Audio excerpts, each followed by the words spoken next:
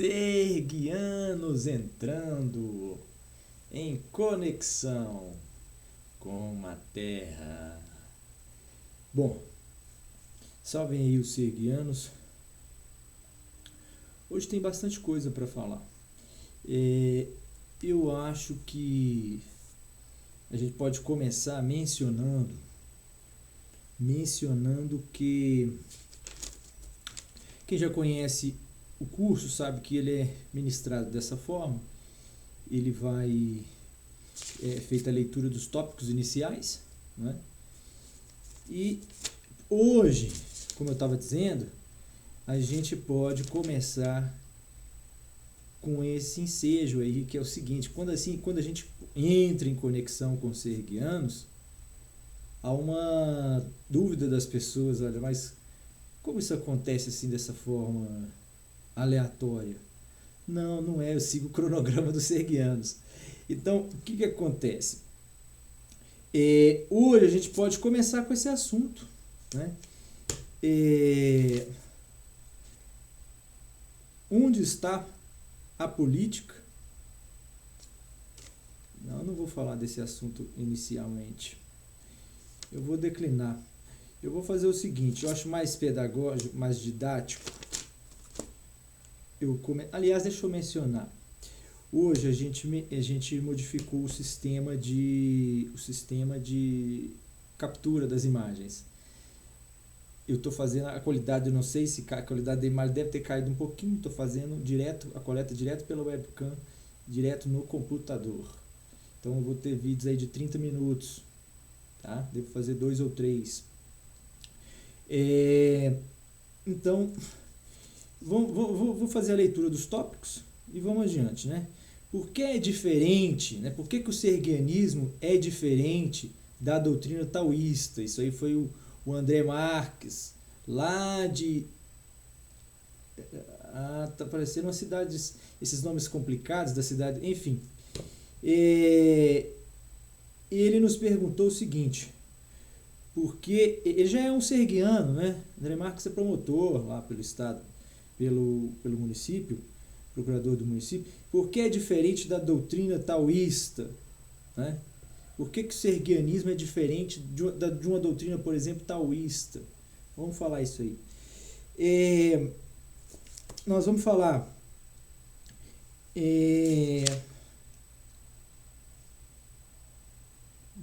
um nosso amigo, teve um grande amigo aí que acabamos de fazer. Então, estamos encaminhando para isso, para uma amizade. Ele está se encaminhando aí para o pacto sergiano, dos sergianos. Mas, enfim, ele é contador, é nascido aqui em Minas, mas está morando em Santa Catarina. Olha, ele nos pergunta o seguinte, né? Ele nos faz uma consideração interessante, que é a do português, né? Entre a população. Agora, vamos progredir, tá? Onde está a política? Eram os deuses astronômicos? Não vou falar disso agora, foi o que eu li. Não estou encontrando aqui o meu... Deixa eu localizar aqui o meu... Ah, sim, olha aqui, ó. Nietzsche, nós vamos falar de Nietzsche, tá? Nós vamos falar de Nietzsche hoje um pouquinho. O que há de tão excitante, né? O que há de tão excitante no universo nietzschiano que seduz a todos nós, quase que invariavelmente, né? Pelo menos os mais jovens. Os mais velhos não. Nossos pais não estão nem conhecem. Aqueles que não conhecem o Nietzsche. Quem conhece o Nietzsche, evidentemente, e não é tão tradicionalista, vai sentir uma pontada de vontade de potência e vai querer dizer que sim, o Nietzsche tem alguma coisa que é atraente, que em algum momento da sua vida chamou a sua atenção, é um lugar onde você alguma vez na sua vida encontrou uma identidade. Esse é o sentimento majoritário que a humanidade hoje tem pelo filósofo, né, pela sua doutrina. Agora, as pessoas não sabem, é uma questão de sutileza, meu Deus do céu. A única coisa, o que dentro dessa mistura, outro dia, nós vamos falar inclusive, olha como é que isso tudo se relaciona com a indústria da alimentação. Tem um programa aí no History Channel que um gordinho que parece com a carinha meio de parecendo um ratinho, ele é muito fofinho. O que acontece? Ele fica experimentando as comidas lá, né? E ele faz as coisas lá. Ele é um engenheiro também, químico, né? Orgânico, da cozinha. E aí, eles mostrando para nós que a carne, ela já é conseguida, por assim dizer, através dos vegetais, num processo químico, primeiro de identificação dos componentes da carne. Eles fizeram isso exaustivamente, identificaram aquilo que fazia o nosso cérebro reconhecer que aquilo que estávamos comendo era uma carne, como um hambúrguer, por exemplo. E aí eles escolheram esses elementos nos vegetais e reconstruíram um hambúrguer de carne, só que totalmente de vegetal, que sangra, inclusive, quando você morde. Enfim, o que o Nietzsche tem a ver com tudo isso daí? Né?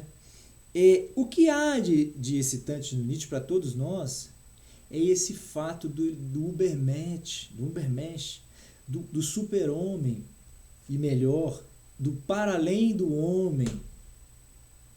Esse para-além do homem é o que intriga todos nós o tempo todo, sem a gente o perceber. Agora, esse além do homem, né? Esse além do homem não é questão que a gente quer o além do homem do Nietzsche, não. Tá entendendo isso? A sutileza? Não quer dizer que nós queiramos o homem desenhado pelo Nietzsche, né? o Übermensch do Nietzscheano, que pra gente é um ser meio estranho, e eu acho que não foi apresentado.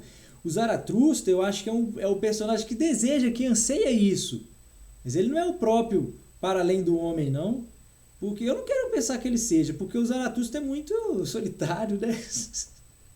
O Zaratustra é muito solitário. Agora, o que eu quero dizer é o seguinte: para além do que você pensa sobre o homem nietzschiano, ou que seja ele, dentro da sua interpretação aí, que foram várias, nós tivemos várias, para além disso, o que você gosta é dessa forma de acreditar num para além do homem, seja lá como ele for, né? E eu acho que isso aí é o que esse é um grande reconhecimento que o ser humano tem que fazer para si mesmo, todos os dias. Todos os dias. Então, é o que eu estava dizendo, talvez os métodos e o tipo de homem, mas o fundo é esse que eu estou explicando, né? Assim, o que eu vejo retrata todas as coisas boas hoje, todos os vitoriosos e vencedores. O trato, né? É assim que eu vejo trato todas as coisas boas hoje, todas as vitoriosas e vencedoras. Isso aqui eu já não vou, daqui a pouco eu me recordo do que se trata, tá? Com um olhar distante de cegos. É isso que os cegos têm, que eu estou falando. Esse olhar distante, porque os cegos estão de longe, ele está olhando distantemente. Se você olhar, fitar os olhos serguianos, você vai encontrar o para-além. É uma forma de encontrar o para-além do homem. Agora, o que eu tenho que falar com o Dr. Fábio, com o excelentíssimo, como é que é o pronome de tratamento dos padres? Agora me foge. Mas o belíssimo ser humano que é esse padre Fábio de Mello, né? Agora, peca também como todo pecador. E atribuíram a ele uma nota outro dia, dessas de WhatsApp que a gente recebe, e ele dizendo que ele já foi uma pessoa que não tinha carinho e amor, nem admiração, nem o respeito de ninguém. E vivia muito depressivamente com isso, sofria muito com essa situação.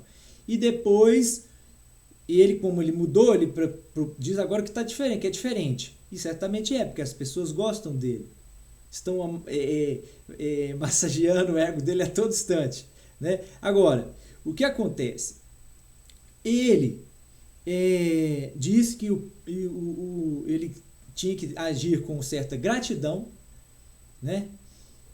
Por agora ele poder estar num estado diferente.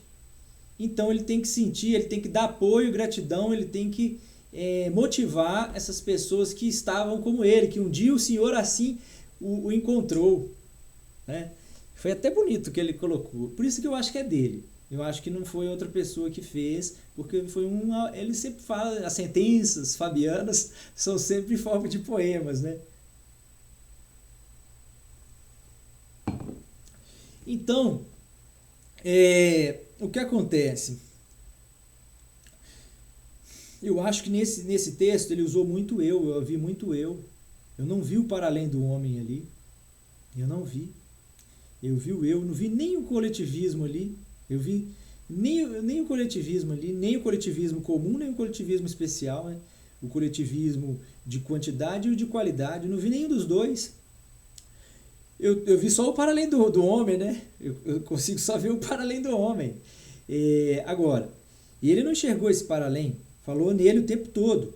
Né? E nas pessoas que estão passando pela circunstância que ele passou, descreveu no passado que era terrível, que era de alguém humilhado, não observado, alguém de modo que alguém que tenha a indiferença das pessoas o tempo todo na sua vida. Né? A pessoa ela é invisível, ela conversa com poucas pessoas, conversam com ela. Ela é só no mundo. E o que acontece essa solidão no mundo? Ela, se você não permite fazer essa visualização, incentivar nas pessoas a visão, o fitar do para além, seja em Sérgios, seja no outro sistema, vai ser difícil. Agora, portanto, haverão de concordar que perante esse olhar não são nada e nem ninguém. Isso aqui para justificar, às vezes, como que o Sorigo, dentro do texto, né, para quem não sabe, o Sorigo é uma personagem do livro de Sérgios, né, o grande seminário, onde o autor trabalha com a doutrina de teoria geral da justiça, de própria autoria, trabalha com a teoria geral da justiça, TGJ, né? Essa que estou mencionando, trazendo uma doutrina dogmática. Então, aí as pessoas falam assim, mas isso não é um trabalho de arte? O problema que é um não entendimento de um amigo que tem um amigo pensador, artista, filósofo, mas que eu acho que foi superado pelo mestre, que foi superado pelo aluno. O que acontece?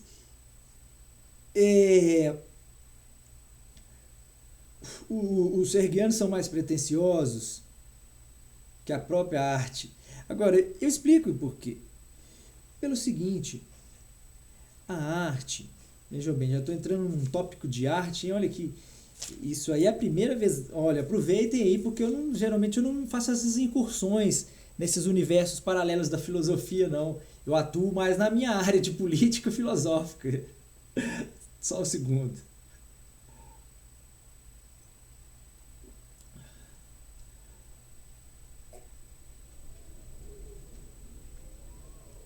Ventos sergianos, ó ventos sergianos.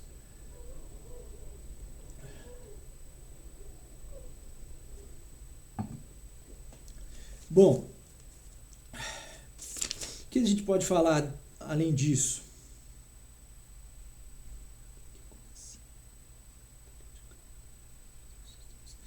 Pois a gente tem que falar isso, coitados. Turma, tô aberto ao diálogo aí. Vocês se comuniquem, tá? Mas olha só, complicou para vocês, porque Onde está a política em Eram os deuses astronautas? Porque isso aí é um puxão de orelha para eles, porque eles têm, eles não, acho que não fazem, eles não se sentem mais como alguém, um grupo que deseja o reconhecimento internacional, porque isso já aconteceu. Pelo menos em níveis qualitativos, né? Não foi a grande massa que descobriu, mas uma massa seleta que é a que está pensando. Essa está pensando mais profundamente, de forma mais holística, né? Porque o mundo não vê de forma holística. As lentes do mundo, as lentes do Estado e as lentes da nossa civilização são muito... não permitem que a gente enxergue muito longe, muito distantemente. Então, os deuses astronautas é uma crítica política, quer dizer, é a mesma crítica que eu lanço para a arte. Qualquer, seja a ciência ou a arte que esteja digladiando ou reivindicando espaço com a política, né?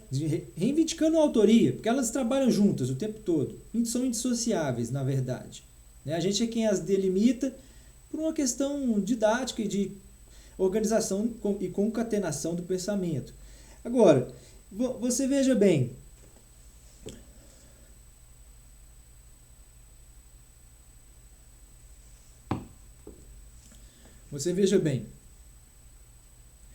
os caras não estão falando aí de uma alternativa política. Tá, eram os deuses astronautas, tá, eram. Mas e onde ficou a questão moral deles? Onde ficou a questão política e moral dos serguianos aí? Ou dos serguianos não, desculpa. Desses supostos deuses astronautas aí. Aliás, nós vamos até encaixar aqui, vou precisar de falar, tomara que eu não me esqueça, dessa coisa de quem incomodar-se com o nome ou comigo, dizendo... todo o tempo, né? Doutrina serguiana, sérgios, serguianos, a sergiana, enfim, o babileu, o sorio. Bom, não precisam considerar isso. É por isso que falo que relevo o trabalho artístico. Em primeiro lugar vem o trabalho político. É por isso que eu não vejo conciliação, eu não vejo como você colocar numa sociedade a necessidade do sentimento artístico em primeiro lugar, como condição do seu estabelecimento. Não posso fazer isso, infelizmente. Me perdoem aí os artistas, os filósofos da arte, né? Os grandes, os devotados aí às artes, né? De modo geral, os amadores, os profissionais, né? As pessoas que se encantam, que se embelezam, que choram, que precisam disso para chegar em casa e continuar o seu dia. Essas pessoas que simplesmente não veem sentido na vida senão através da arte. Essas pessoas para as quais a arte é algo que está intrinsecamente ligada a si mesma. E por essa razão, não pode fazer uma outra leitura do mundo senão através dela. Quer dizer, e quando alguém ameaça essa visão, você, num ato apaixonado, né, e de rompante, né, execra, né, essas doutrinas, essas supostas, essas falsas afirmações. Agora, se você ousar a colocar isso, porque eu tive que ousar viver sob a égide da arte, ou a égide, por exemplo, outro exemplo que eu dei, né? A égide da tecnologia, da ciência, né? A égide do poder de mercado, a égide do poder... Quer dizer, tive que me prestar a égide do poder comunista, a égide do poder ditatorial ou tirânico. Quer dizer, todas essas formas, aquela dos teocratas, né? dos estados teocráticos, onde você tem a figura numa só pessoa, né? de tanto do Deus quanto do presidente, né, do dirigente. Quer dizer, agora, você veja bem, por que tudo isso vai construindo então a doutrina. Então você que fala que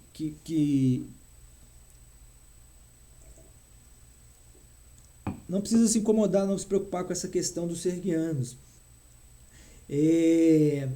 Quem gosta, quem gosta e quem consegue enxergar alguma coisa só mesmo através da arte, então que faça. Utilize o serguiano, o texto. O texto é riquíssimo. O texto dos Sérgios é riquíssimo. E eu até prefiro que as pessoas conheçam a doutrina passando pelo esse viés artístico. Isso aí vai ser de suma importância, a meu ver. É possível chegar ao mesmo caminho por outros, excluindo essa parte, lidando direto com os conhecimentos doutrinários, né? Agora, vamos falar então, finalmente, por que é diferente. Então, aí nosso amigo lá de São Paulo, do interior de São Paulo, nos perguntou por que a doutrina, por exemplo, é diferente. Né? A doutrina é diferente. Porque o que acontece? A gente às vezes recebe, tem uma recepção que não é legal no nosso amigo, né? No nosso interlocutor, para quem a gente está passando a mensagem. Às vezes a pessoa não se identifica, né? Julga com as formas mais preconceituosas, mais imediatas, né, que estão no âmbito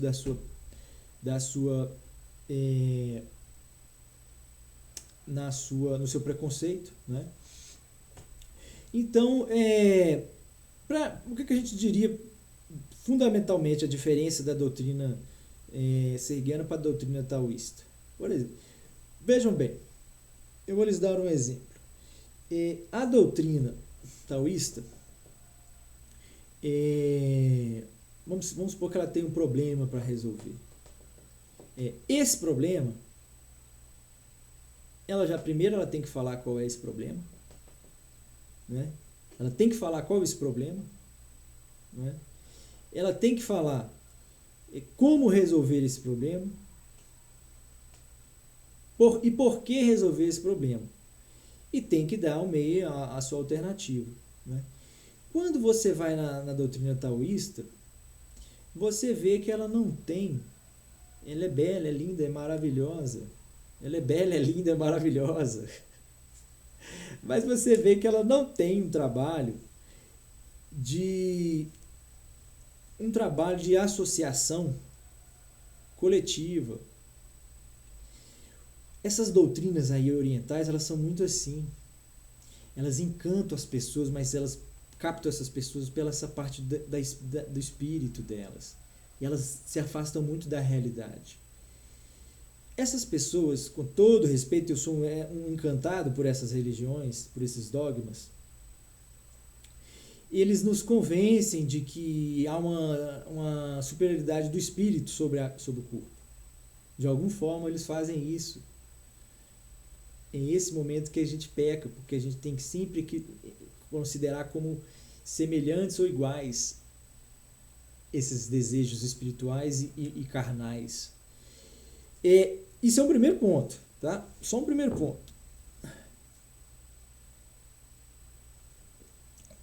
Agora, a doutrina dos serguianos, a doutrina serguianista, ela já encontrou um meio de bloquear esses problemas, né? Ela já encontrou um meio de bloquear, de avançar, né? De propor um sistema mais sofisticado, né? É a proposição de um sistema mais sofisticado, onde você lida então com esses problemas existenciais que estavam nos causando empecilho, né? E mostra que aquilo é tão somente o futuro, é o olhar serguiano, distante, e que ele, não obstante a sua inviabilidade de aplicação imediata, ele vai progredir com essas perspectivas, paulatinamente. Agora, o norte é preciso reconhecer, é preciso estender esse alcance da visão, né? E identificar coisas que não estamos identificando. Agora, o sergianismo é isso, ele é uma doutrina sincretista. Ele bebe tanto na fonte taoísta, bebe na fonte da aristotélica, né, se quisermos falar da razão, né, da razão nova, da razão antiga, da razão nova. Ele bebe nas fontes kantianas, ele bebe nas fontes históricas da filosofia pelo mundo e da história da civilização pelo mundo. Esse é o trabalho, essa é a qualidade sergiana, porque ele lida com esse, ela sabe, ela conhece, ela passou por esse universo, eles viveram tudo isso, eles conhecem, e são eles quem projetaram o nosso sistema e colonizam as nossas almas, né? Os nossos corpos com as suas almas. Então, eles sabem de todos esses percalços pelos quais passamos, essas necessidades de reinterpretações. E aí esse nosso amigo lá de Santa Catarina nos falou, portanto, do português, né? A necessidade do português. Olha, além disso, esse nosso amigo mandou um vídeo também com uma declaração possivelmente de um membro das Forças Armadas. Eu vou ouvir ainda, eu não ouvi o áudio, eu vou ouvir. Mas aí logo já veio a cabeça, né? Eu pensei comigo, eu falo alguma coisa, eu faço alguma declaração às Forças Armadas. Eu não me sinto muito digno, às vezes, de fazer isso, para falar a verdade. Esses homens têm um protagonismo na história tremendo, tão igual, tão importante, tão nobre, né? Tão vital para a sociedade, quanto os mesmos papéis aí dos poderes executivos, dos poderes legislativos, dos poderes judiciários. E eu fico, então, às vezes, é uma classe que, além disso, ela é a classe que vai, em primeiro lugar, enfrentar ataques externos, caso eles existam. Eles têm essa obrigação definida por lei, e eles assumem isso, não é porque está na lei só não, eles fazem isso porque eles têm vocações para isso. Agora, merecem todo respeito, merecem uma remuneração digna, né? Agora, vocês vejam bem, condescendente com a profissão, apesar que eles se tornam também homens, às vezes, muito simples, né, ao modo espartano, em função da sua regimentação, e eles também começam a colocar esses prazeres aí das comodidades, do conforto, em segundo plano, né? Naturalmente isso fica em segundo plano para eles, então de forma que eles não têm necessidade de ter uma vida muito luxuosa e vivem bem com o que têm. Agora, às vezes enfrentando dificuldades em casa, eu estou falando aí inclusive das polícias dos estados e os policiais, tanto civis quanto militares, né? Agora, e as outras entidades, né? Os homens aí das guardas municipais, né? Dentro do sistema federativo que nós adotamos aqui no nosso país, que é uma contradição por si mesma, né? Porque como é que você coloca um governo central, assim, uma união, né? Você trabalha com uma união e você tem pessoas, né, que não se sentem, né? Simplesmente as pessoas que formam o contingente do Brasil não sentem a presença, raramente sentem a presença da união, né? E também, dependendo das cidades, estão longe dos estados, né, dos próprios estados, e vivem por si mesmas, dependendo da sua fonte de renda, né? Agora você veja bem, por que não dar mais autonomia a esses entes? ampliar a sua autonomia. Não, é complicado você administrar uma porção muito grande de pessoas. Os sistemas têm que ser... isso aí dentro do município deveria haver um sistema ainda. Bom, isso aí é o que acontece em Sérgios. É só isso que eu estou dizendo. Você teria que ter um sistema onde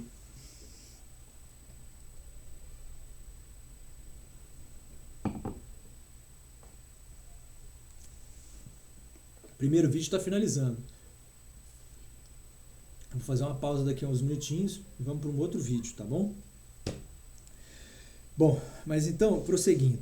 Você teria que dispor de um sistema onde os municípios ainda contariam ainda com subdivisões por regiões, formando núcleos aí com grandes poderes de atuação, grandes mesmo, grandes poderes de atuação, a partir de uma população de 500 mil habitantes. Hoje seria o ideal. Lá em Sérgios é diferente, as proporções de povoação são distintas, né? Mas esse seria um coeficiente, o resultado de um coeficiente que eles aplicam, né? Que os serguianos aplicam e forneceram, inclusive, ao Sr. Igor, né? Ele passou, o Sr. Igor fala que não pegou esses documentos, não achou por bem entregá-lo foi uma encomenda, né, na verdade. Então ele tem que fazer essa entrega. Agora, vocês vejam bem, onde é que a gente pode emendar então aqui esse... eu vou terminar de falar, comecei a falar, não falei do português, né? O português, meu amigo, eu não vou criticar aqui o fato de que a população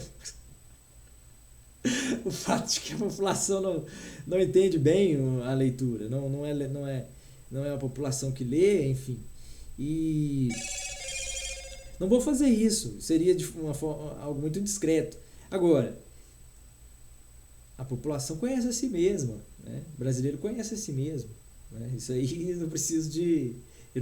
ninguém precisa de fazer isso, né? Vir na frente de uma câmera e falar dos problemas do Brasil, né? Todo mundo faz isso o tempo todo. E eu não vejo algum benefício nisso, algum sentido, na verdade. Acaba sendo engraçado, mas desesperadamente engraçado, né? Agora, você veja bem, se você trabalha com um sistema de espaço, um sistema de água, um sistema de ar, um sistema de energia do sol e um sistema de terra, né? Você trabalha com bases aí de transformação, né? Podem ser implementadas ao longo do tempo.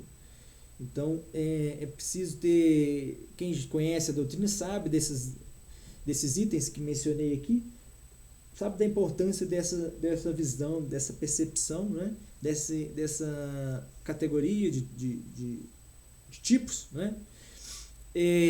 A fim de construir o sergianismo, né? A gente sabe, dentro da doutrina, todo mundo sabe da importância do espaço, a importância da terra, né? E a terra considerada o lugar onde você planta, né? Então, se você dá o pequeno produtor, que é aquele que é o maior responsável pela alimentação no país, né? Você sabe que a gente é autossuficiente com isso daí. Para a gente se tornar... Não é autossuficiente, mas para se tornar é muito fácil. Se a maior parte dos nossos provimentos alimentares vem, né, está, né, no pequeno agricultor, é óbvio que para a gente um esforço aí de hegemonia, né, quer dizer, de unanimidade, né, ou seja, um sistema onde nós passemos a ser finalmente, portanto, nesse aspecto, autossuficientes. Eu acho que isso aí é uma tarefa de qualquer nação, é ela que leva ao encontro das nações e aí, por fim, o governo comum do mundo, né? Tem gente que às vezes vai se assustar agora, não conhece, está vendo pela primeira vez o sergianismo, vai se assustar aí achando que nós somos aí Enfim, vá ver os vídeos anteriores aí para compreender bem. Nós não temos nenhuma teoria, não somos nenhum conspirador do mundo, não. Agora, você veja bem, é, esse pequeno produtor, então, ele esse é um aspecto que a gente tem que se tornar autossuficiente, tem que se tornar autossuficiente na energia, né? Tem que se tornar autossuficiente, tem que respeitar, tem que saber gerir o nosso próprio espaço, tem que saber gerir a nossa própria água. E assim, tudo isso o mundo vai se encontrando. Quando os países, as pessoas começam, as comunidades começam a fazer esse papel, o mundo vai se encontrando. Essa é uma coisa que acontece de forma homogênea, porque a internet hoje divulga isso no mundo, né? Então essas doutrinas ganham corpo noutras, elas ganham outros horizontes, em primeiro lugar, elas ganham continuação, continuadores, né? E mesmo que elas não frutifiquem agora, ou mesmo que elas não brotem agora, elas podem ficar nesse estado de semente, né? Sendo curada ali, né? sendo preparada para a germinação numa época mais conveniente, numa época mais ideal, né? Mas essa semente é guardada com muito carinho. Agora, vocês vejam bem, eu falei praticamente tudo, tá? Vou fazer uma pausa no vídeo aqui, tá bom? Já já a gente continua.